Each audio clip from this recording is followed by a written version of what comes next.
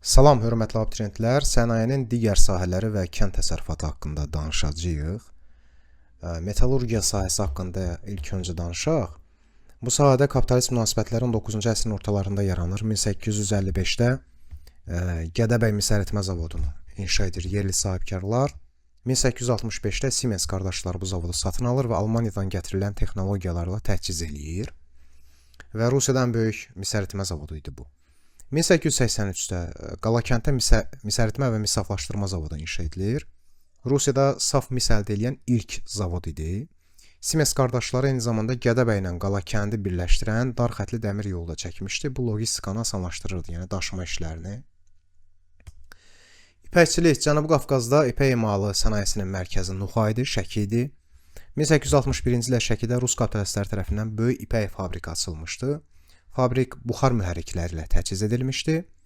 İpəkçilik sahəsində Avropada ən böyük müəssisə idi. 19-cu əsrin sonlarında Şuşa, Cəbrayıl və Naxçıvan qəzalarında da yerli sahibkarlar ipək emalı müəssisələri yaratdılar. Bu dövrdə Şəki, yəni Nuxa, Qafqazın Lyonu adlandırılırdı. İstehsal edilən ipəyin çox hissəsi Rusiya, Lyon, Marsel, Milan şəhərlərinə ixrac olunurdu. Pambıqçılığa gəldikdə əsas pambıqçılıq bölgəsi İrəvan idi. Bu sahə Yezavetpol, Bakı-Tiflis dəmir yolu xətti üzərində yerləşən qəzalarda əsasən yayılmışdı. 61-65-ci illərdə 1800-ün ABŞ-də vətəndaş müharibəsindən sonra Rusiyada pambıq qıtlığı yaranır və Azərbaycanda pambıqçılığın inkişafına bu təkan verir. Pambıq müstəmləkə bitkisi adlandırılırdı. Nəticədə biz müstəmləkəyik. Çar hökuməti onun becərilməsinə xüsusi diqqət yetirirdi və becərilməsində muzlu əməkdən geniş istifadə olunurdu. Texniki bitkilərdən pambıq, tütün, biyan kökü istehsal olunur və qarğıdalı becərilirdi. Texniki bitkilər ümumiyyətlə nəyə deyilir? Texniki bitkilər bu birbaşa qida üçün tükətilən bitkilər deyil də, yəni o xam maldır, onu sonradan qidaya çevirirsən. Azərbaycanda ilk pambıq təmizləmə zavodu Naxçıvanda 1882-də açılır. Bu müəssisələr hazır məhsullar istehsal etmirdi. Xam malı hazırlayıb Rusiyaya göndərirdi. Hazır məhsulu Rusiya istehsal edirdi. Hazır məhsul istehsal edən ilk müəssisə Tağıyevin Bakıdakı toxuculuq fabriki idi 1900-cü ildə. Balıqçılıqda daha çox azərbaycanlılar idi, təxminən 70%. İltizam sisteminin ləğv edilməsindən sonra 1880-də balıqçılıq sənayesinə kapital qoyuluşu da artmağa başlayır.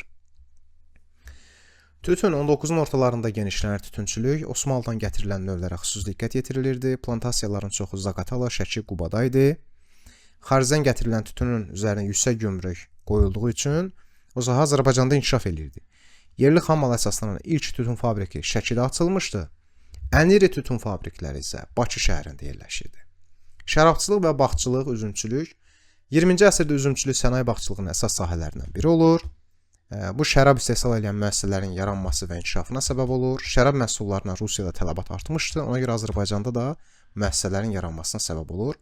Yezavetpol quberniyasında iri şərab müəssisələri meydana gəlir.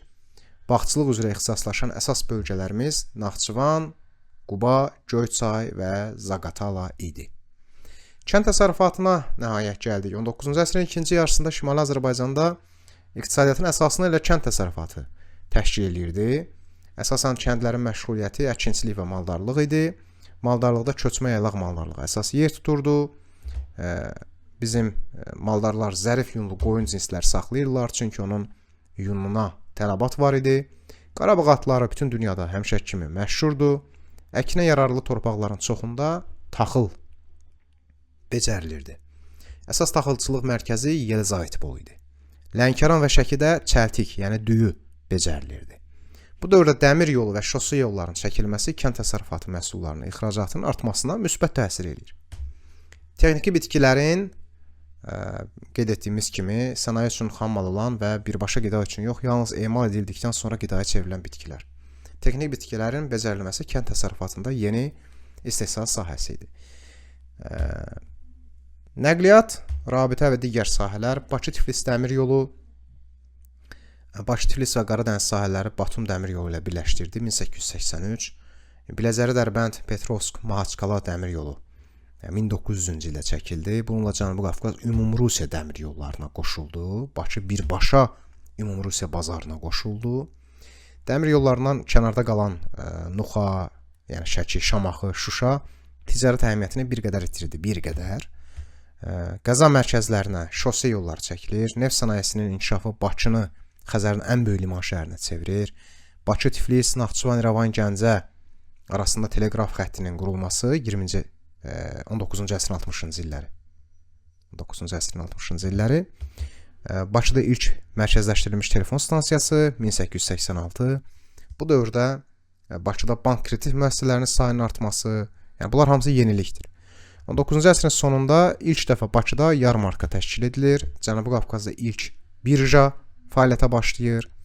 19-cu yüzilliyin sonlarında Qafqaz və Merkuri cəmiyyəti, hansı ki bu Rusiyanın gəmiçilik şirkəti idi, həm də elektrik işinə baxırdı, Bakı şəhərinin işıqlandırılmasında yeni bir səhifə açdı.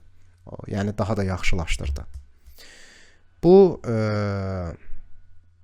bizim kənd təsərrüfatı və digər sahələrlə bağlı mövzunun izahı idi. Ümid edirik ki, sizə aydın oldu. İndi isə vəsaitimizdən mövzunu daha ətraflı öyrənək.